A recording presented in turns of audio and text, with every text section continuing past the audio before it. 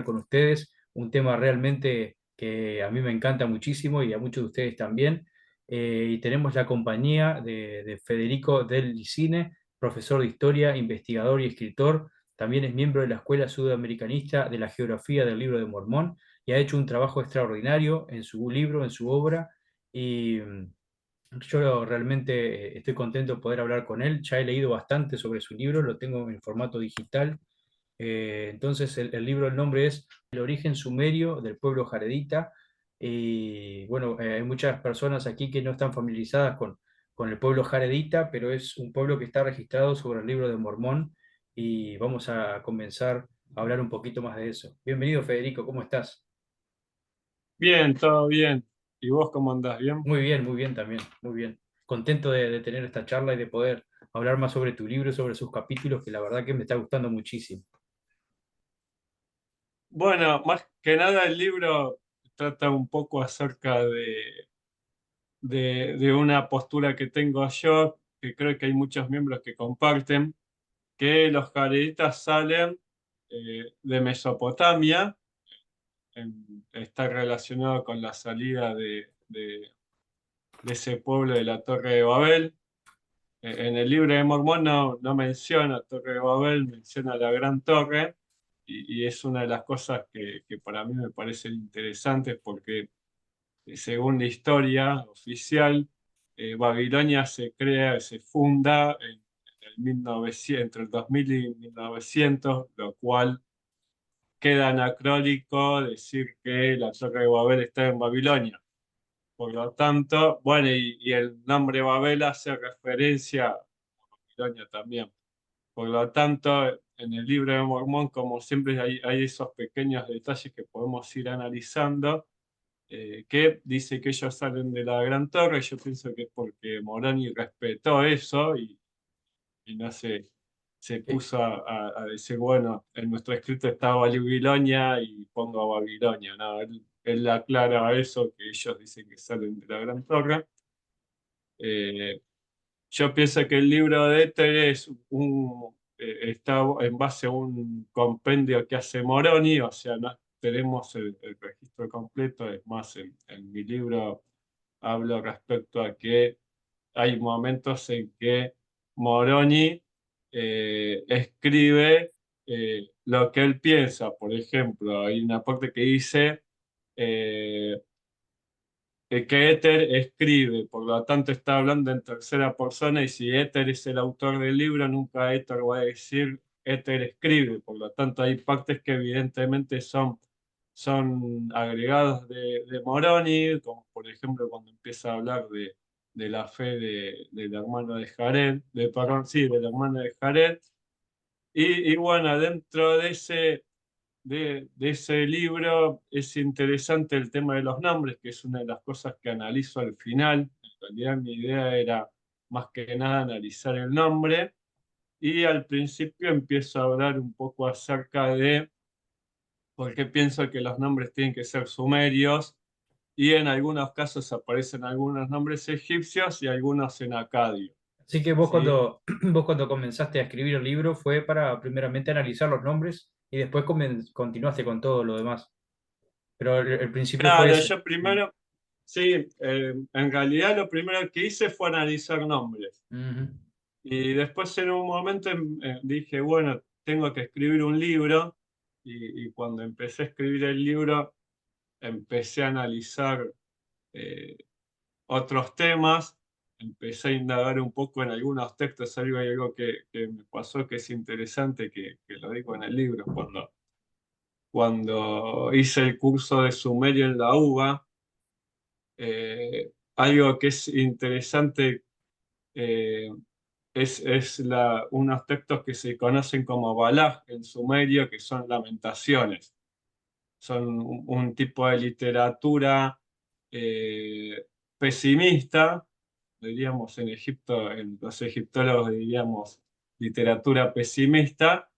Los textos sumerios aparecen como lamentaciones, y la mayoría de las lamentaciones, si bien se escriben 150 años después del suceso, se escriben entre el 2000 y 1800, por esa época, relatan algo que muchos historiadores analizan, de una gran migración.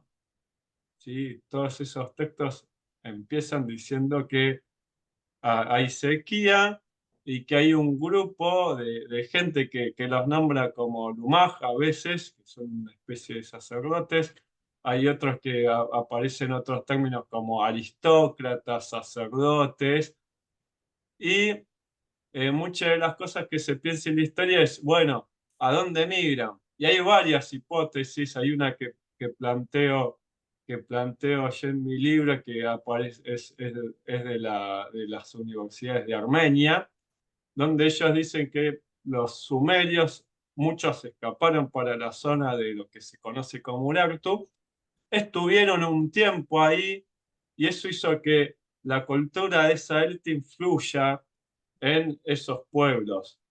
Eh, y es interesante porque una de las cosas que hablan los jareditas es que ellos van primero al norte, construyen barcos y después siguen su camino.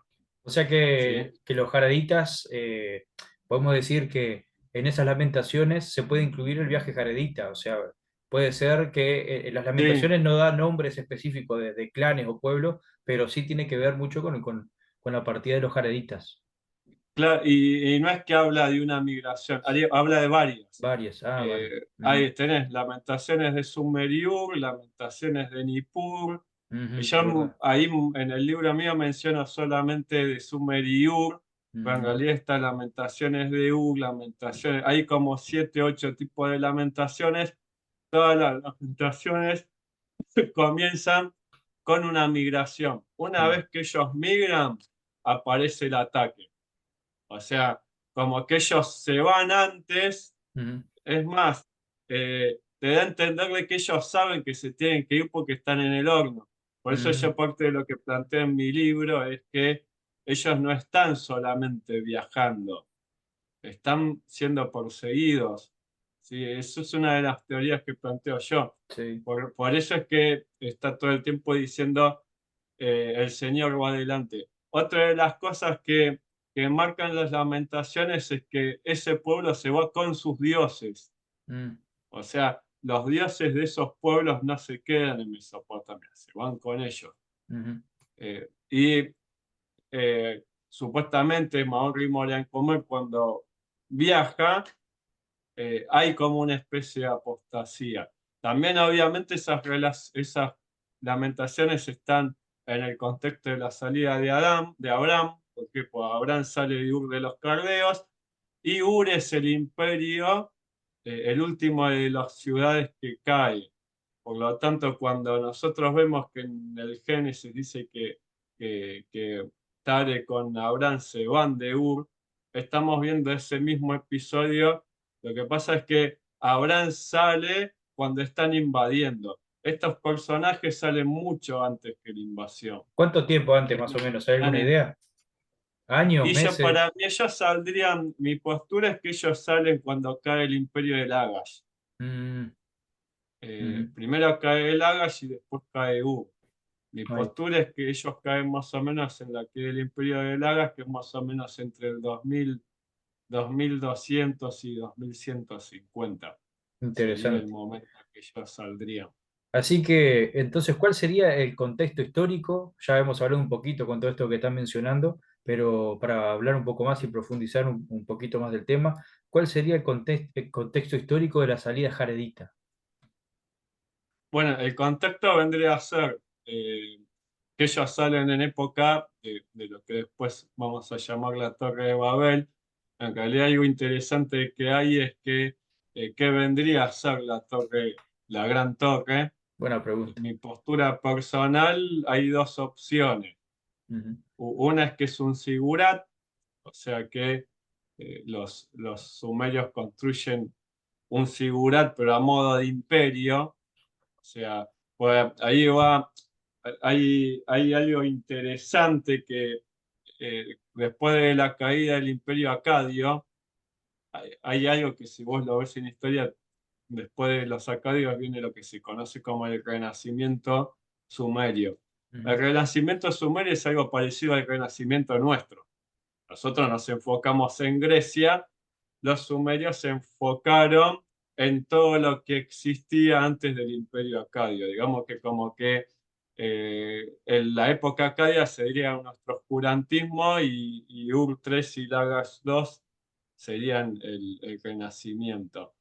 Ujú, Algo que pasa mucho dentro de este Renacimiento, que lo marcan también las Lamentaciones, es que una de las cosas que hace Sargón es poner un decreto que prohíbe la lengua sumeria.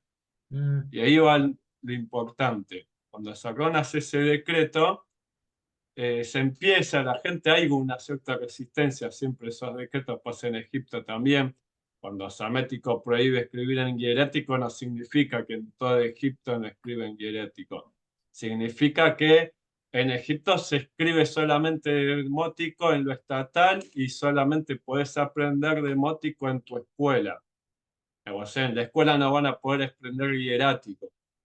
O sea, la conservación después queda de padre a hijo.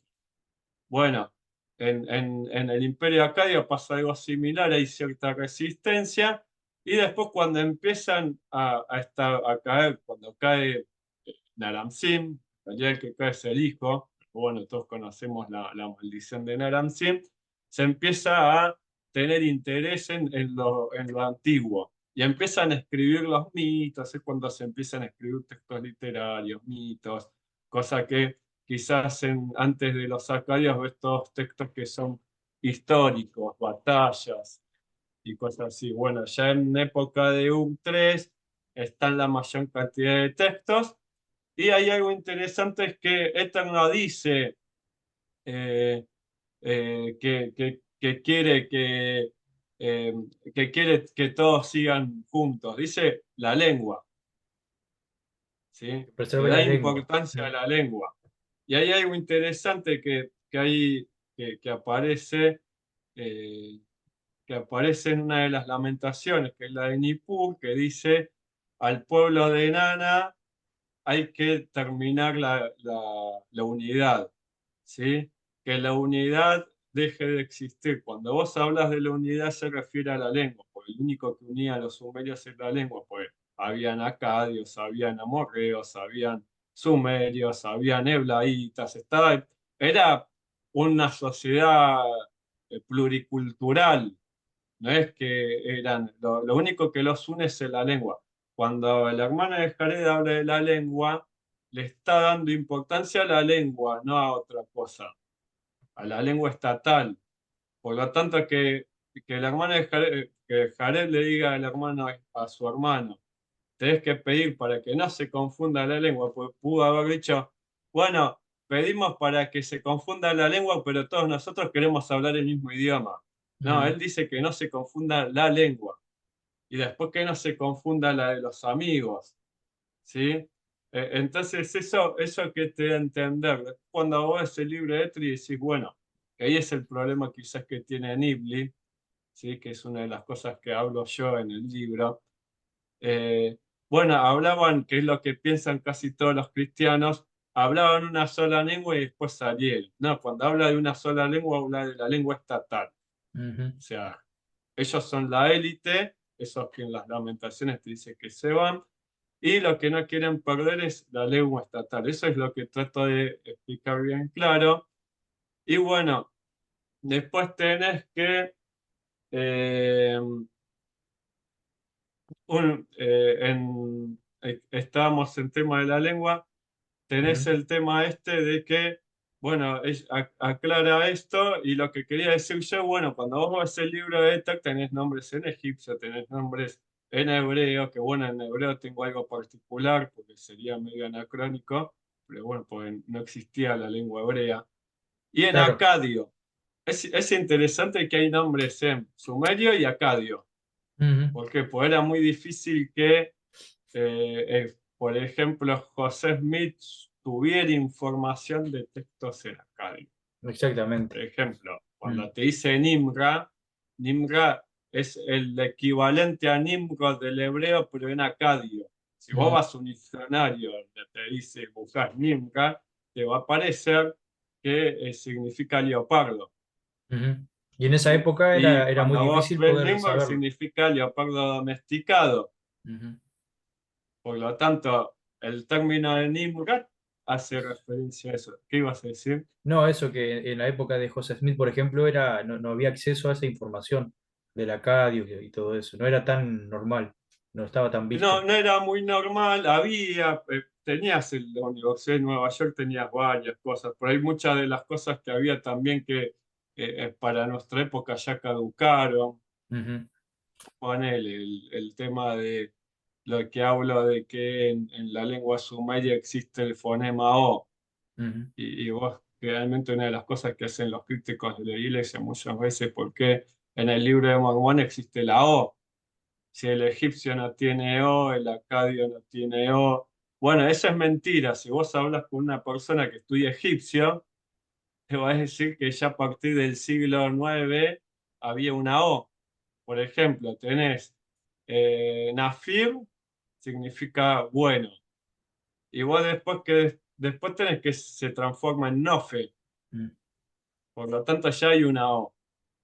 Entonces, no, esas críticas que hay veces que hacen de, Claro. bueno, ¿por qué hay una O? A ver, si querés criticar, critica desde otra perspectiva. Yo qué sé, vos podés decir, bueno, yo no creo en el libro de Mormón porque es falso, porque no hay evidencia, quizás te van a decir, pero bueno, de ya hablar de que no existe el fonema O en la lengua egipcia, en época de ley es falacia, que Ujú, pues, en esta época de ley sí podría existir la lengua, la O, que la O es la deformación de la A larga.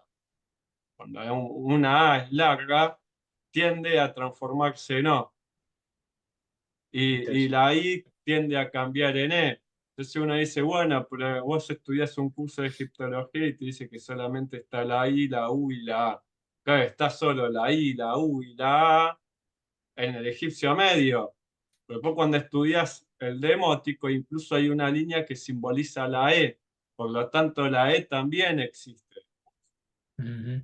Entonces, como que hay veces críticas que... Por Sí, eso yo me baso se más agarran de quizás en cualquier la cosa parte del para... idioma. Ajá. Claro, con eso no es tan fácil que cualquiera sepa también como para llevar la contra, por eso. Sí, y Claro. por ejemplo, entonces los jareditas no hablaban el idioma adámico, sino que hablaban el acadio sumerio, ¿no? Bueno, Hablarían, para ya mí, en esa bueno, época ya no estaba el adámico, el digamos. cuando llegan las poblaciones que hablarían cuando en la llegada, después que ver qué pasa después. Pues Ujú, después termina lo que sería la lengua de la élite, como pasa por ejemplo con los mayas, se sabe que el maya lo hablaba la élite, nada más, el pueblo no hablaba maya, hablaba la élite, el maya ujú, ese que vemos en escritura. Bueno, se supone que la lengua de la élite de los jareditas era el sumerio. Después quedó qué pasa con la población. Lenguas que habrían cuando ellos salen, o sea, Jared y los amigos, tenemos en el libro de Éter nombres egipcios. Por lo tanto, también habría egipcios dentro de esa migración, porque si no, no entendés por qué aparece un nombre como Colior, Coor, Neor, que ujú, son nombres egipcios. Aja yo no lo pongo como nombre egipcio, pues José Smith cuando hace la traducción, el nombre Nefite es con una H y el nombre eh, Jaredita es con dos H. Fíjate que el nefita es Aja y el Jaredita es Ajá, es con H al final. Por lo tanto, ahí cambia. Después vas a tener nombres en acadio y en sumerio. Los que son en hebreo, yo postulo que son traducciones de Moroni o de Mosía, teniendo en cuenta los nombres que tenían en las planchas de bronce,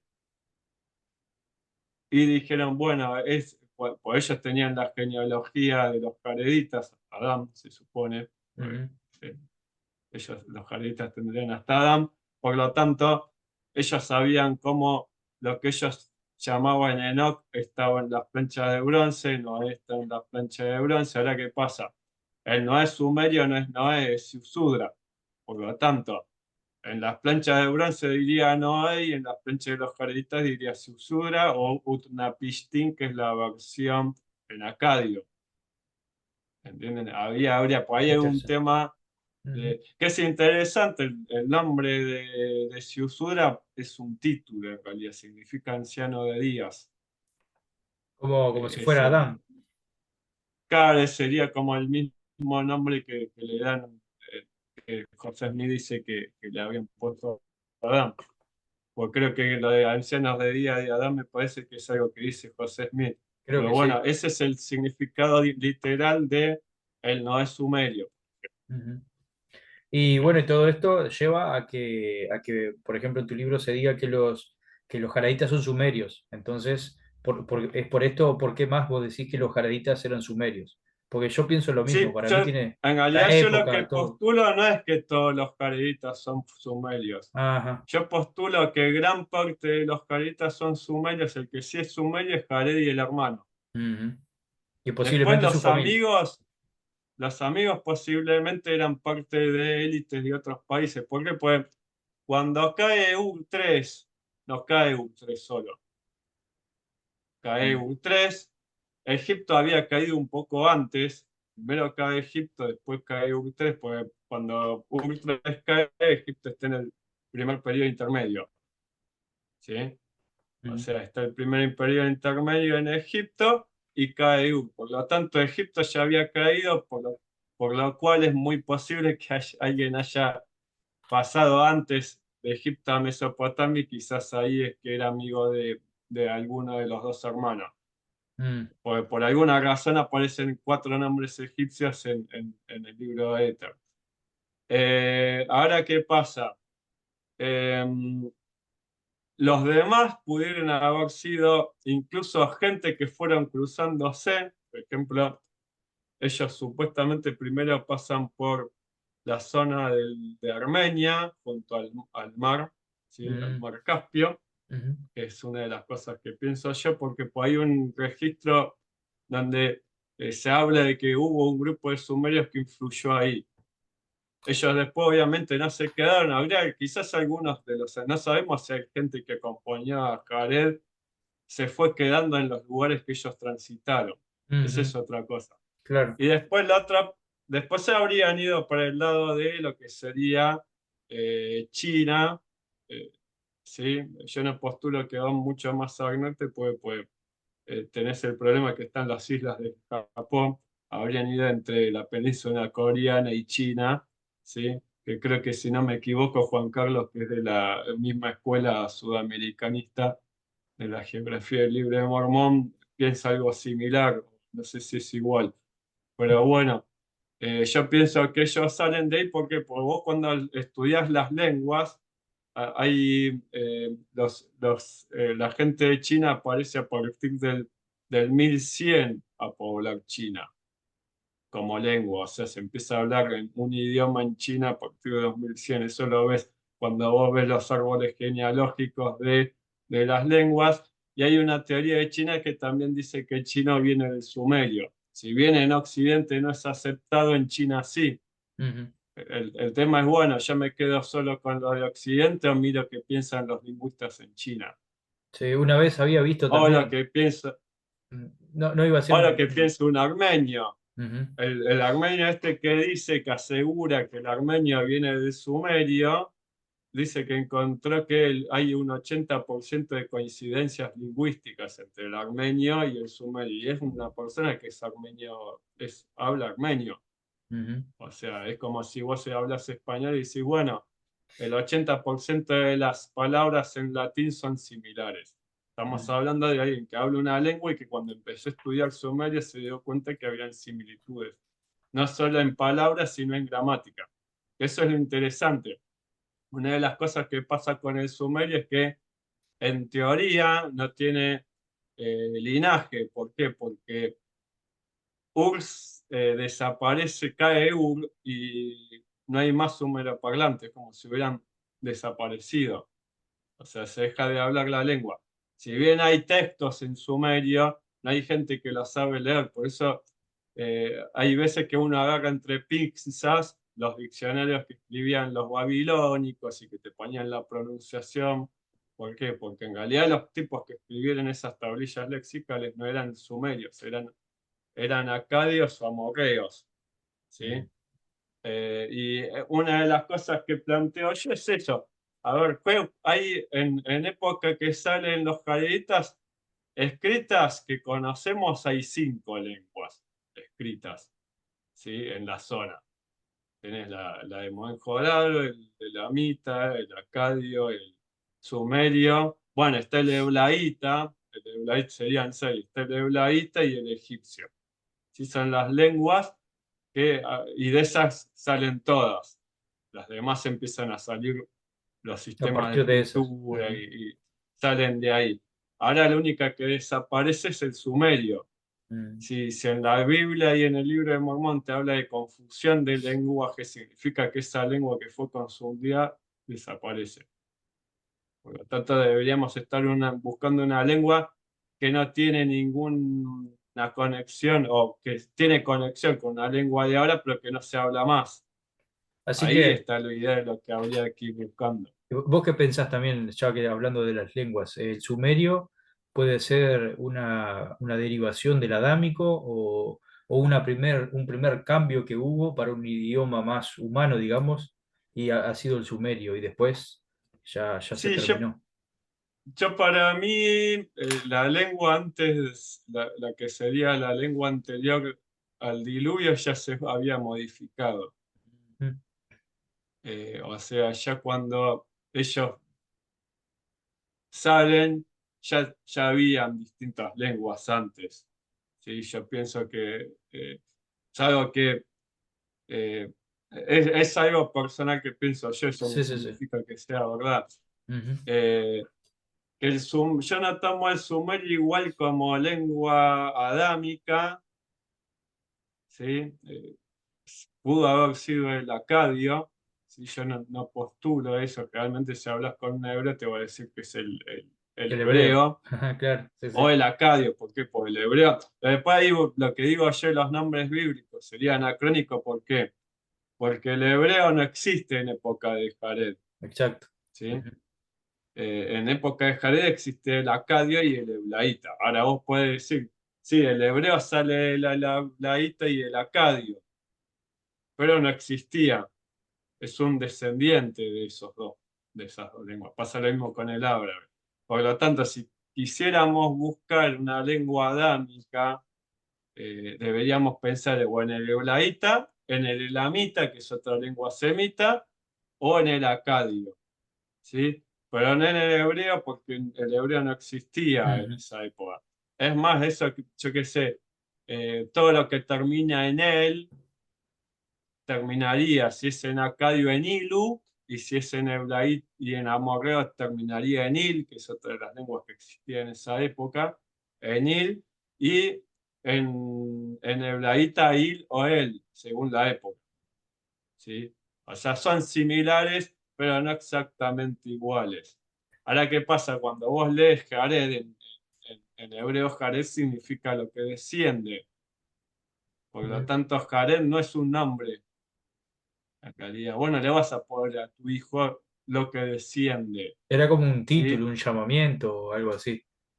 Sí, hay muchos temas bíblicos que para mí los nombres se van construyendo y no sé si son los Son los reales. reales, exacto, claro. En sumerio lo que desciende es la realeza, que eso lo pongo en mi libro.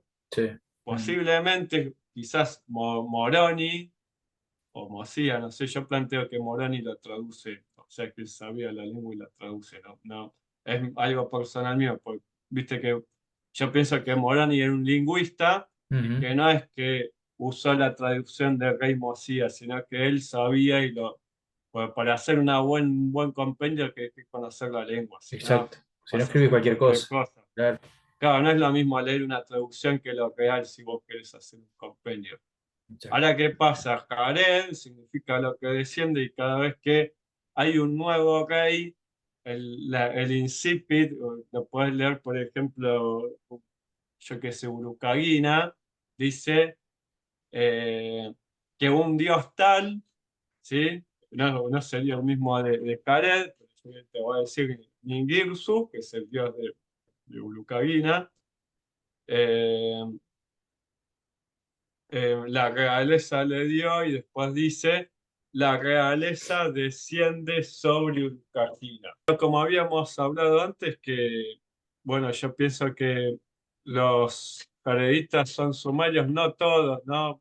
Eh, una parte de ellos, especialmente los que serían la élite, los jaredistas serían sumerios, la familia de Jared y el hermano, pero después tenemos otras familias que los acompañan, que posiblemente de ahí vienen los nombres egipcios, los nombres en acadio y algunos otros nombres más que podemos encontrar en otra lengua, pero la mayoría de los nombres jareditas son sumerios. Después el otro motivo es porque el sumerio desaparece, o sea, y los acadios no, los acadios y amorreos que quedan intentan reconstruir la lengua, pero ya desaparecen. En todos los libros de gramática están todos de acuerdo que a partir del 1900, un poco antes, ya la lengua se deja de hablar. Y hay textos, pero los escribas no saben cómo, lo saben traducir, pero no saben cómo se habla. Y bueno, una de las cosas interesantes del libro de Éter es que Jared pide por la lengua, que se preserve la lengua de ellos. No está hablando de que los jareditas se le deforme la lengua, pero que todos hablen la misma lengua, sino Ujú. que hay algo específico en el lenguaje. Y eso tiene que ver para mí un poco con el tema de la tradición de Ur y de Lagas que trataron de preservar la lengua después de este decreto de Sargón que prohíbe escribir en sumerio. Eh, Después, Interesante. bueno, el otro motivo es un poco, hay algunos nombres que quizás después me ibas a preguntar, eh, que incluso aparecen nombres de una de las ciudades. Que quizás vendría para la próxima pregunta. Ujú. Sí, otra cosa que quería preguntarte era si hay evidencias sobre el pueblo jaredita. O sea, aparte de todo lo que me estás contando, ¿qué otras evidencias puede haber de su origen, de su salida, de su llegada al continente americano? Todo lo que puedas contar que hayas escrito en tu libro también.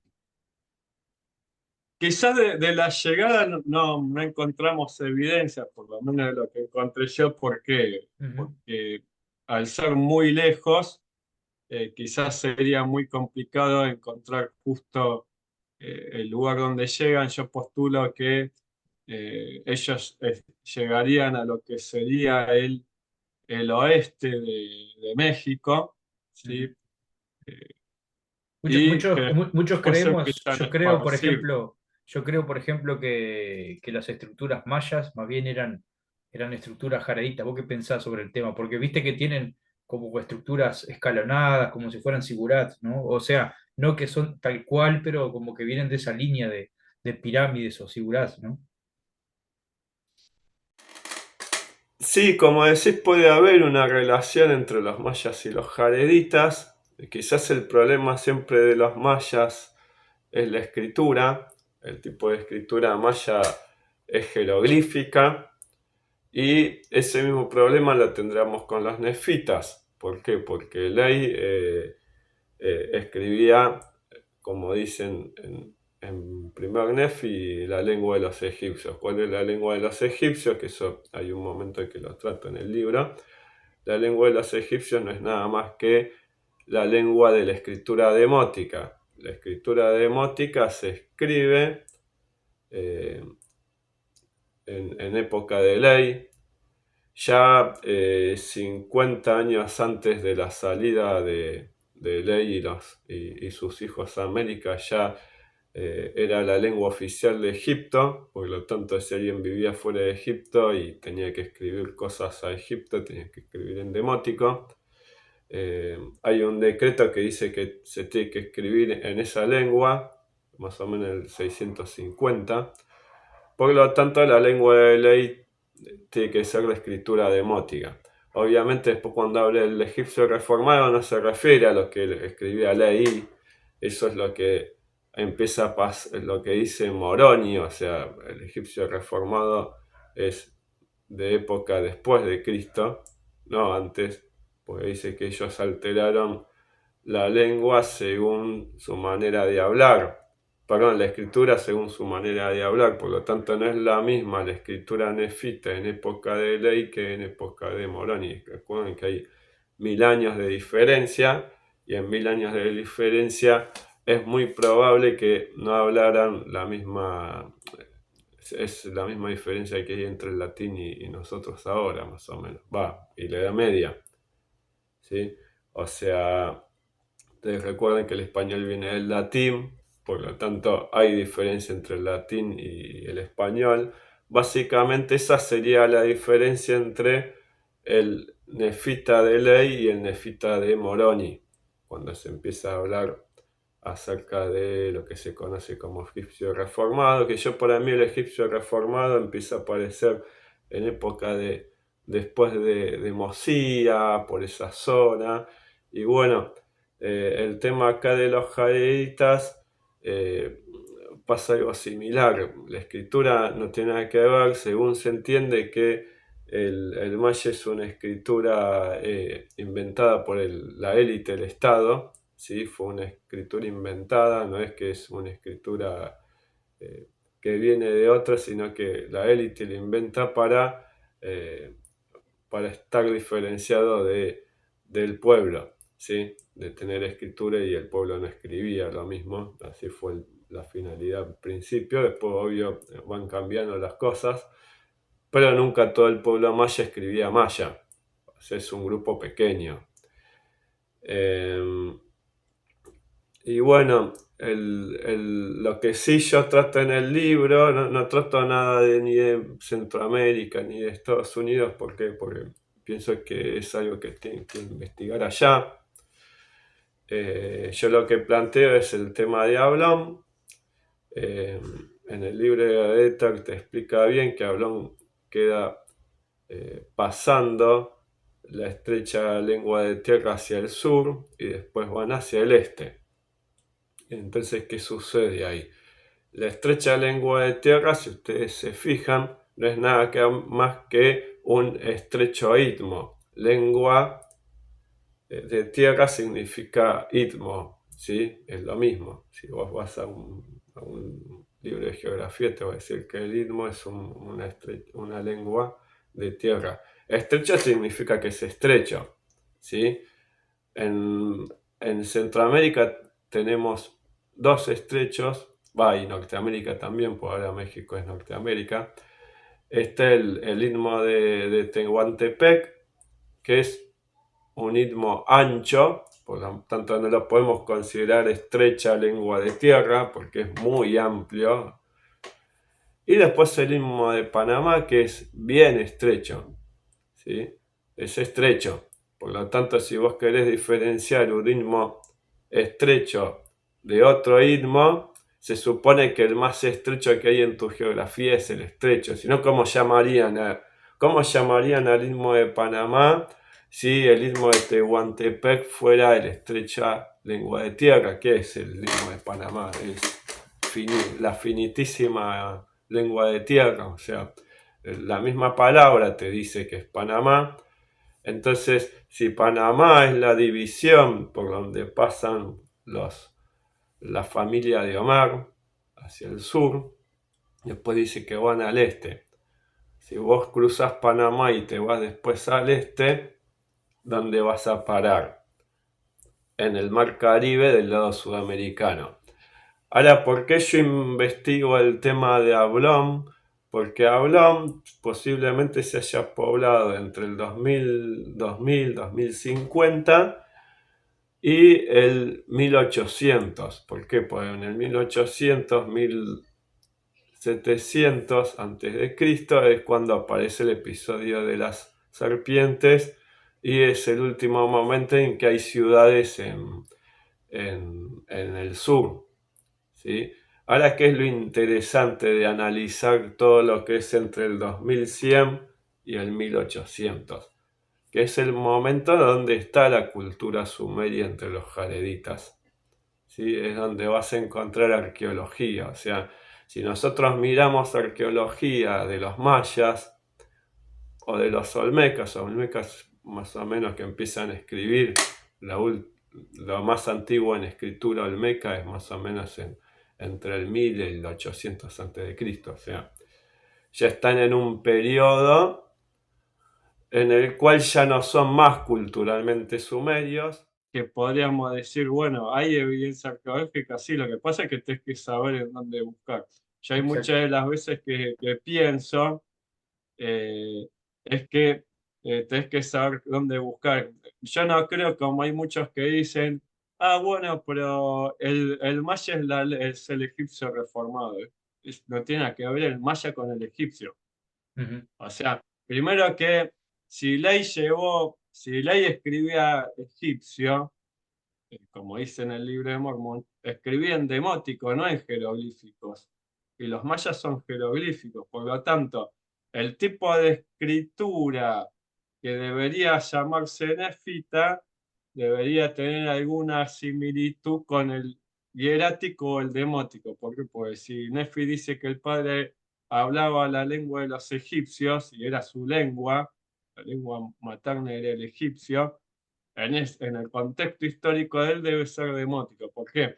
Porque no cualquiera escribía hierático en esa época, porque había un decreto que decía que solamente se podía escribir en demótico.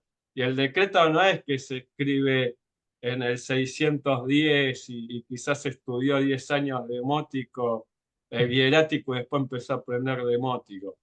Claro. El, el, el decreto es del 650. Eran de tu Sí, libro. sí, ese es del Mostrarnos, libro. mostrarnos un poco en general el libro, la tapa, todo, para que la gente pueda verlo Bueno, después el cuando libro subamos. es este, Mira qué se lindo. ve, sí, más o menos. Sí, sí, Bueno, alejalo, alejalo un son poquito, a ver. 110, ah, Ahí está, ahí está, perfecto. Perfecto. son 110 páginas. La primera parte, bueno, aparece la parte del contexto que hablábamos, el tema de los títulos, que no hablamos mucho, pero viste que habíamos dicho de no repetir lo que dijimos en otras En clases. otras clases. Pero bueno, un poco acerca de los títulos que aparecen en el libro de Éter como Hombre Grande y Poderoso, que es un título real para los sumerios. Acá, por ejemplo, acá tenés lo que sería la frase Hombre Grande y Poderoso acá. Ujú, ¿Sí? Eso aparece en un sello eh, de un, de un rey que se llama Ajaskala. Ajaskala significa Padre Poderoso. O sea, vieron que yo les había dicho, bueno, Aja no es egipcio, sería sumerio. Aja en sumerio es padre. Después, bueno, los mapas, el trayectos, ¿sí? Hay una ujú, parte que habla del trayecto porque pienso que van a lo que se conoce como la zona del Valle de Azerbaiyán, ujú. eh, donde Que sería el Valle de coincide, Nimrod. claro, lo que en el libro de Mormón llamaría el Valle de Azerbaiyán, sería el Valle de Nimrod, que es un valle que a pesar de que hubo mucha cacería, y hay creo que como 150 especies se extinguieron, hay más de, hay miles de especies de animales, tanto en aves como en peces. Hay varios tipos de abeja, cosa que una de las cosas que habíamos hablado en algunas charlas entre nosotros, bueno, ¿qué son déceres? Désser es una especie de abeja, pero después dice que ellos llevaron otro tipo de abeja, pues no dicen que llevaron un enjambre de abeja, Mm. llevaron varios enjambres de abeja. La palabra enjambre son grupos de abejas, ¿sí? Literalmente enjambre son millones de abejas que están en una colmena. Va, o miles, no sé cuántas habrá en una colmena. Bueno, si ellos llevaron varios enjambres, significa que llevaron varias especies de abejas. Después hay un montón de tipos de leopardo, hay bisontes, hay un montón de especies de animales en un lugar bastante pequeño para, o sea, para la cantidad de animales que hay como especies. Si querés fijarte una página turística de Azerbaiyán, Ujú. el base de Azerbaiyán, y vas a ver la biodiversidad de animales que hay ahí en ese pequeño lugar, es increíble. Entonces yo postulo que ellos van ahí. ¿Por qué postulo que es en la parte del mar Caspio? Eh, Porque para mí ellos construyen en el mar Caspio, que antes todos sabemos que era más grande porque se conectaba con el Aral. Sí, antiguamente el mar Caspio y el Aral estaban juntos, después de la Unión Soviética, Ujú. o estaban más cerca, pero en esa época posiblemente estaban juntos. Ellos después viajan ahí y después saldrían, que eso no lo escribo en el libro, pero saldrían por todo lo que sería la estepa rusa. ¿Por qué? Porque algo que te deja claro en el libro este es que ellos fueran por lo que llamamos wilderness, o sea, el desierto no de arena, sino que deshabitado. Ujú. Todos sabemos que en Turquía había gente, en Ujú. Canaán había gente, en Egipto había gente, en el Cáucaso había gente, en Irán había gente, en la India había gente, donde no había mucha gente y escaseaba población, es justamente la estepa rusa, que es un lugar donde no hay mucha complicación salvo el clima para viajar. Y ¿Sí? Pues ese, es una estepa. en Al esa, ser estepa no tenés que ir ujú, subiendo montañas, y vieron que casi todo Asia está lleno de montañas, tenés claro. tanto en China como. ¿Y en esa Es un estepa lugar era ideal. donde el hermano de Jared vio al Señor? ¿Sería ahí en ese lugar o más Y adelante? no, pues eso está relacionado con el viaje, que ahí Ajá. es el problema, dónde ubicar Ujú. la salida. Exacto. Posiblemente estaría dentro de alguno de los cerros de China, Ujú. o algún monte que habrá por ahí, porque por él cuando pule las piedras Ujú. es en la orilla del mar. Sí, O sea, no pudo haber sido en esa zona, pues eso sería la zona del viaje que no está contado, claro. porque se van al trayecto hasta llegar al mar. Ujú. Entonces, es que bueno, algo después, no sé, interesante quizás, que el tema de algunos nombres que yo los puse acá, el tema de los nombres de Kish. Ujú. O sea, Sí, vos sí. me preguntás, bueno, ¿por qué pensás que Ujú. los caretas salen de Sumeria? Porque la capital, uno de los lugares más importantes que hay en Mesopotamia, es Kish. Ujú. Kish es una ciudad que se destruye 3 veces. ¿Sí? El primero que la destruye es Sargón.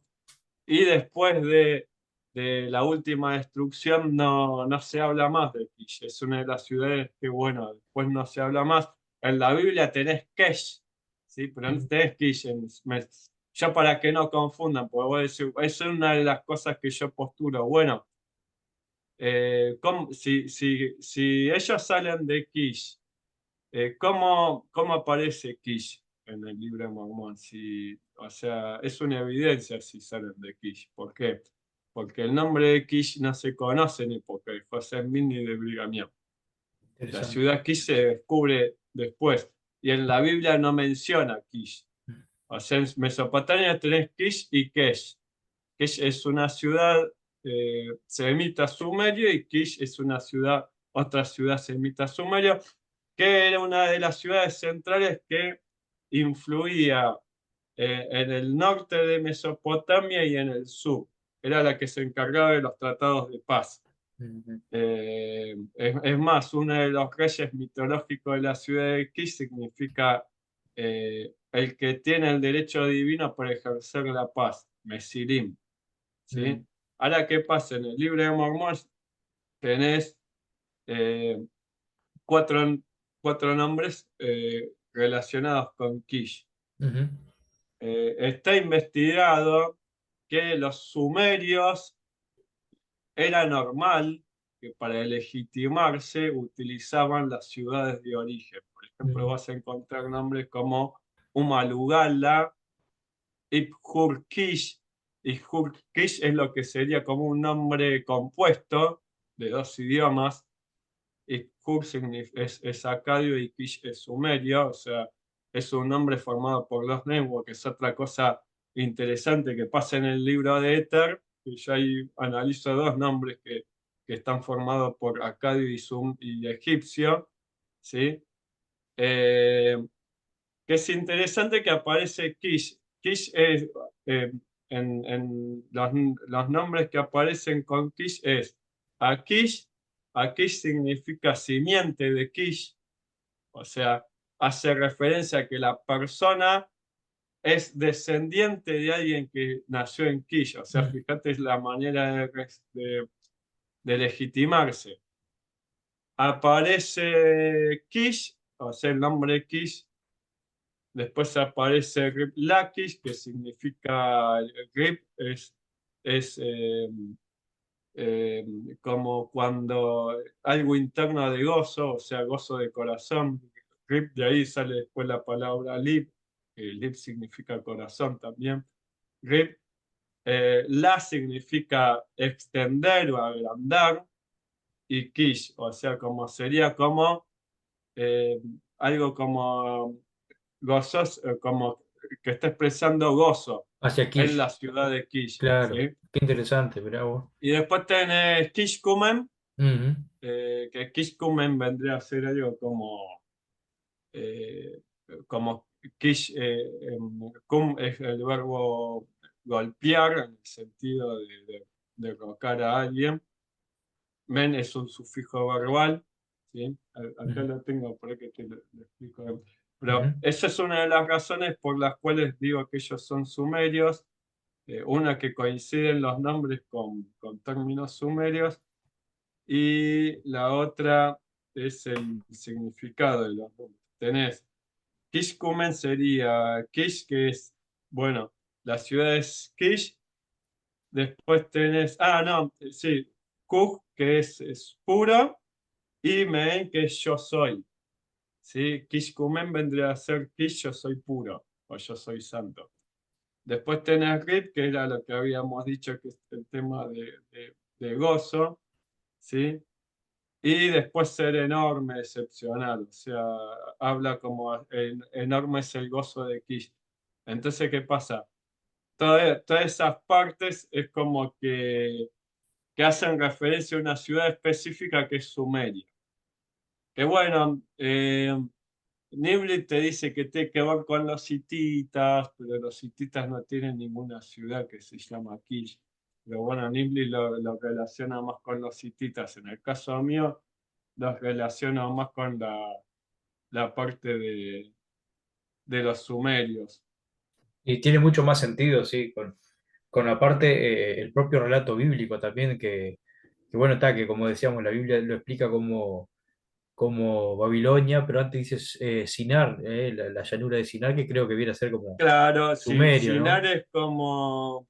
Sinar es como los egipcios y Conocía. los egipcios y los hebreos llamaban no Babilonia en sí, sino la La región. región. Ujú. La región de Babilonia en esa época no era de Babilonia, era Sumer. O sea, Sumer. Sinar en realidad Es significa Sumer. Sumer, es Ahí lo que está. nosotros ahora conocemos como la cultura sumeria. Y bueno, O sea, cuando ahí tenés un apoyo más todavía, ¿no? Que bueno, la propia Biblia está diciendo que Sumeria y Sinar son la misma cosa, entonces, y los jadeitas prácticamente salen de ahí.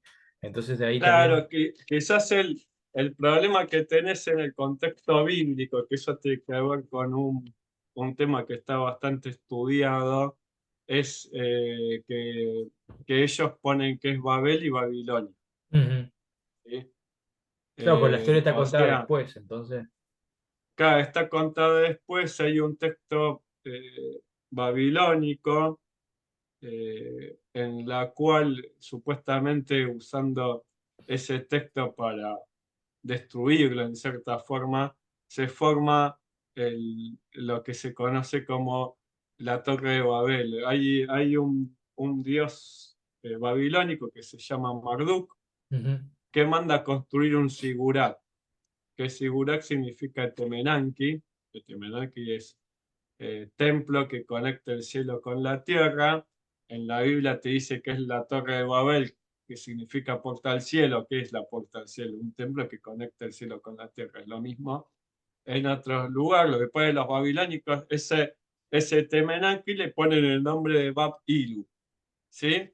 Y ese Temenanque está relacionado con la construcción de Babilonia, ¿sí? Y la diferencia entre lo que dice la Biblia, eh, el Génesis y la tradición babilónica, que la tradición babilónica es del 1800, es eso. Una te dice que Dios mandó a construir el templo y la otra te dice que en realidad los seres humanos dijeron vamos a construir una Ujú. torre que llegue al cielo en sentido de rechazar a Dios. O sea, si igual lees los textos tradicionales hebreos, otra vez vamos ahí, como el libro de Jaren te dice que no es que solamente construyeron una torre de Babel para llegar al cielo, sino que la habían construido para matar a los ángeles que bajaban del cielo a la tierra con arcos y flechas.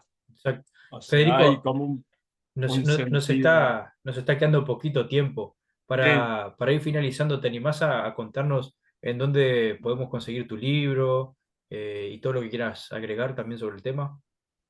Sí, el libro, bueno, por ahora, si son de Buenos Aires, conviene quizás conseguirlo por parte mía, Ujú. ¿sí? Pues el problema del libro es que sale medio complicado para mandarlo afuera, por el tema del correo.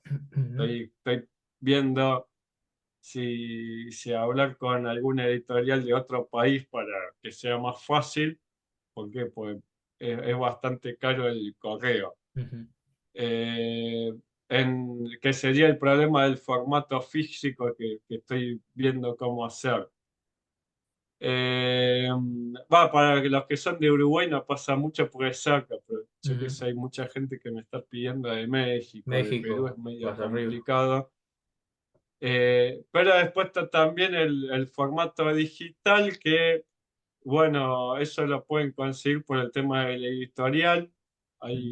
La editorial tiene un link que después lo paso para que pongan en la Podemos poner el descripción video. Ujú. del video. Perfecto. Pero sí hay un link de la editorial Buenísimo. para... Pero sí, con el tema del físico por ahora está medio Es, es lo complicado más para los que difícil. son de afuera de Argentina. Ujú. Bueno, Federico, yo encantado de esta charla, muchísimas gracias. La verdad te felicito por esta obra, por este libro. Realmente podemos aprender muchísimo con tu conocimiento. Y bueno, y quiero invitar a todas las personas a que puedan adquirir el libro de Federico para que puedan aprender y entender más sobre el pueblo jaredita, sobre sus inicios como sumerios y bueno, y la relación que tiene todo esto con la historia, con tanto la historia académica, con la historia bíblica también, con la historia del libro de Mormón, que todo va encajando y todo va mostrando que es una obra verídica y eso es lo que me gusta mucho poder compartir. Bueno, gracias Federico, te agradezco nuevamente por hacer este video conmigo y bueno, estaremos hablando para otro posible video más adelante. Dale, buenísimo. Gracias a vos por el Gracias. tiempo también. Te mando un Nos gran vemos. abrazo. Dale, Chao, nos chao. vemos. Nos vemos. Chao.